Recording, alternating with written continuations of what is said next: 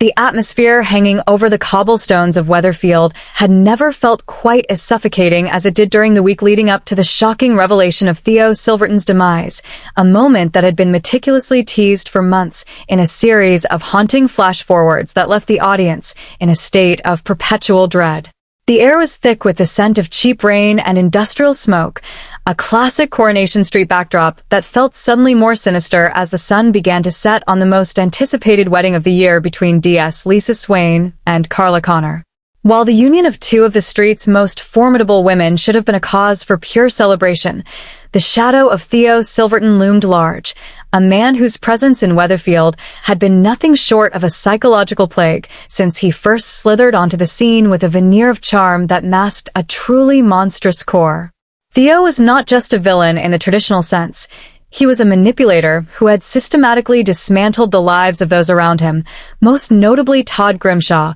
who had found himself locked in a high-stakes game of cat and mouse that had escalated far beyond the typical grievances of a neighborhood feud. The narrative tension had been building since February, when viewers were first shown a traumatized Betsy Swain being questioned by detectives about a body she had discovered, and as the timeline finally caught up to that fateful night of April 23rd, the pieces of the puzzle began to click into place with a sickening sense of inevitability. The wedding itself was a masterclass in soap opera irony, with the joy of the ceremony juxtaposed against the growing desperation of the 5 potential victims: Theo Silverton, Megan Walsh, Maggie Driscoll, Jody Ramsey, and Carl Webster, each of whom had spent the week being viewed through the lens of their own potential final hours. As the festivities at Underworld wound down and the guests began to drift away into the night, the focus shifted sharply to the predator himself, Theo Silverton, whose arrogance had reached a fever pitch as he believed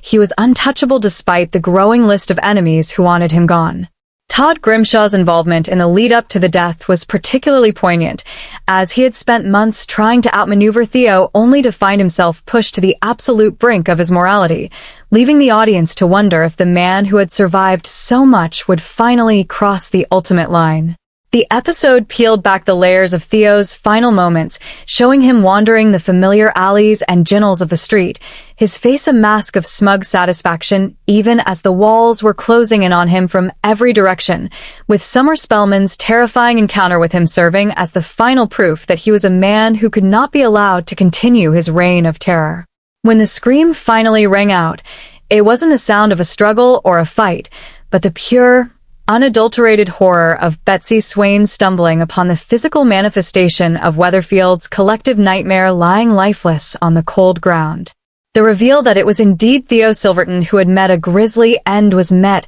with a complicated mixture of relief and terror by the viewers, a testament to the complex writing that had made him such a loathed figure. James Cartwright's portrayal of the character had been so visceral, especially during the hard-hitting domestic abuse storylines, that his death felt like a necessary exorcism for the street, yet the manner of his passing opened a Pandora's box of new trauma. Betsy, a teenager who had already been through so much, found herself at the center of a murder investigation that would inevitably pull in her own mother, Lisa, creating a conflict of interest that threatened to tear their newly expanded family apart before it had even truly begun to settle. The sheer detail of the crime scene, from the way the streetlights flickered over Theo's pale features to the stark silence that followed Betsy's cry, underscored the gravity of the moment, marking it as one of the most significant character exits in recent years. As the news of the death rippled through the residence, the immediate aftermath was a blur of police tape and flashing blue lights, a stark contrast to the white lace and champagne that had dominated the earlier hours of the evening. For the other 4 suspects who had been highlighted throughout the week,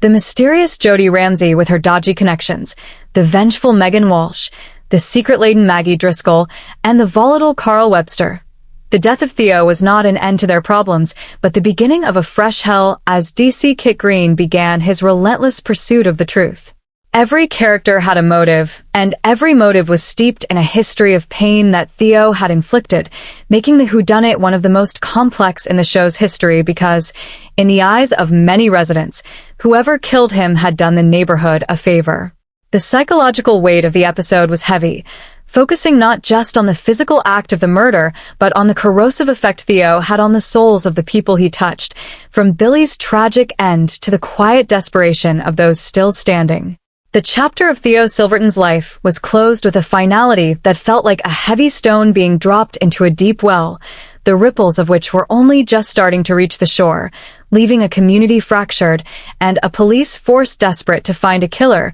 who might just be a hero in disguise. The aftermath of the discovery sent a seismic wave of paranoia through the cobbles, as the realization dawned on the residents of Weatherfield that a killer was likely walking among them, hidden behind the mundane facade of everyday life. As the forensic teams worked under the harsh glare of portable floodlights to process the scene where Theo Silverton's body lay, the investigation led by DC Kit Green began to peel back the layers of deception that had characterized the preceding 48 hours. Kit, a man whose own moral compass had often been questioned by his colleagues, found himself in a position of immense power, holding the potential fates of several beloved residents in his hands as he meticulously reviewed CCTV footage from the local businesses. The narrative shifted into a claustrophobic exploration of guilt and self-preservation, focusing on the 5 individuals who had the most to gain from Theo's permanent absence, each of whom found themselves trapped in a cycle of interrogation and internal torment. Megan Walsh, whose history with Theo was marred by years of systemic abuse and manipulation, became the immediate focus of the police's attention, her visible distress at the news of his death being interpreted by some as a performance of grief and by others as the breaking point of a woman pushed too far. The tension within the Swain-Connor household reached a boiling point as Lisa struggled to reconcile her duties as a high-ranking detective with her instincts as a mother, especially as Betsy's account of finding the body began to show subtle, terrifying inconsistencies. The shadow of suspicion also lengthened over Todd Grimshaw, whose long-standing vendetta against Theo was common knowledge, and whose whereabouts at the time of the murder remained suspiciously unaccounted for. Todd's journey through this chapter was one of profound isolation, as he realized that his efforts to protect those he loved from Theo's influence had inadvertently made him the prime candidate for a life sentence, leading to a series of tense, whispered confrontations with George Shuttleworth in the back of the funeral parlor. Meanwhile, the arrival of the enigmatic Jodie Ramsey had added a volatile element to the mix, her connection to Theo's shady past suggesting a professional hit rather than a crime of passion, yet the evidence on the ground pointed towards something far more personal and visceral. The script delved deep into the psychological fallout of the murder, illustrating how the vacuum left by a villain is often filled not with peace, but with a different kind of darkness born from the secrets kept to ensure his demise. As the days passed, the weight of the investigation began to fracture long-standing friendships, with Roy Cropper's quiet observation of the neighborhood's shifting dynamics providing a grounding, yet somber, perspective on the loss of innocence the street was experiencing once again. The local haunt, the Rover's Return, became a hub of hushed whispers and darting eyes, where every pint served was accompanied by a new theory and every creak of the floorboards felt like an accusation. The narrative structure of this chapter mirrored the spiraling anxiety of the suspects, jumping between the sterile, cold environment of the police station interview rooms and the familiar, now haunted domestic spaces of the street. Maggie Driscoll and Carl Webster found their lives intersecting in unexpected ways as they realized they both possessed information that could either exonerate or condemn the other, creating a fragile and dangerous alliance born of necessity. The episode built toward a crescendo of revelations, where the truth about what happened in that dark ginnel began to emerge not through a single confession, but through a mosaic of small, damning details that painted a picture of a community that had collectively reached its breaking point. The final segments of the investigation focused on the physical evidence found at the scene, including a discarded weapon that had been wiped clean of prints,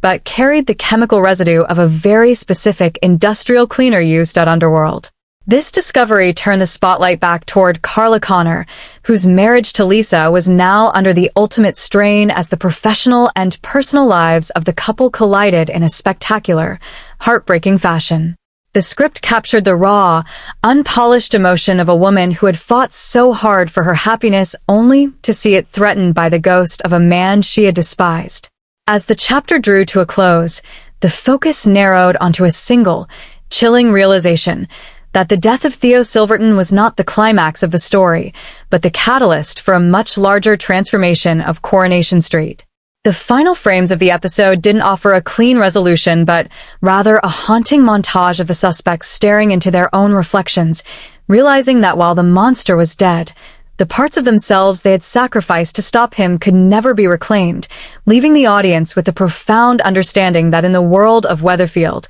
justice often comes at a price that no one is truly prepared to pay.